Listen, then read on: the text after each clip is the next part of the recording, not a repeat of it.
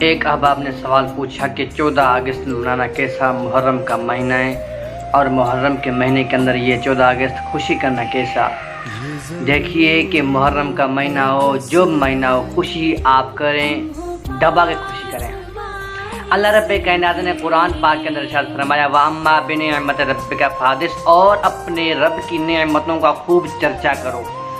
اور اللہ رب کائنات نے قرآن پاک کے اندر یہ بھی فرمایا فَبِأَيِّ آلَاءِ رَبِّكُمَا تُكَذِّبَانِ، پس تم اپنے رب کی کون کون سی نعمتوں کو جھٹلاؤ گے۔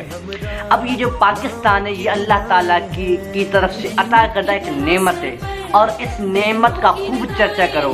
کیوں؟ اس میں ایک وجہ ہے کہ اگر ہم خوشی نہ کریں گے، وہ انگریز، وہ غیر مسلم، ان کو خوشی ہوگی یہ کہ آج بھی ان مسلمانوں کے دلوں کے اندر ہمارا ڈر موجود ہے۔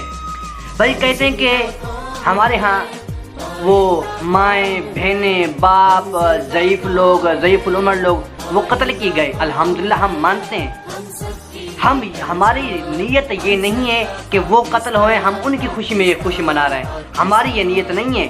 یہ ہم نیت نہیں کر رہے کہ اس محرم کے مہینے کے اندر یکم محرم کو سیدنا فاروق اعظم رضی اللہ تعالیٰ عنہ کی شہادت ہے اور 10 محرم کو امام حسین رضی اللہ تعالیٰ عنہ کی شہادت ہے، ہم اس خوشی میں یہ 14 اگست منا رہے ہیں۔ نہیں، یہ نیت نہ ہو، یہ نیت ہوگی تو پھر یہ درست نہیں۔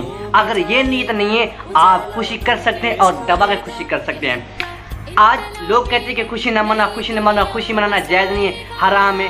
محرم کے مہینے کے اندر محرم ہو، سفر ہو، ربیع الاول ہو، ربیع ثانی ہو، جمادی الاول، جمادی ثانی، رجب و شعبان و رمضان، شوال، ذوالقعدہ، ذوالحج، جو بھی مہینہ ہو آپ خوشی کر سکتے ہیں، اور اللہ کی طرف سے عطا کردہ نعمت کی خوشی کرنی چاہیے۔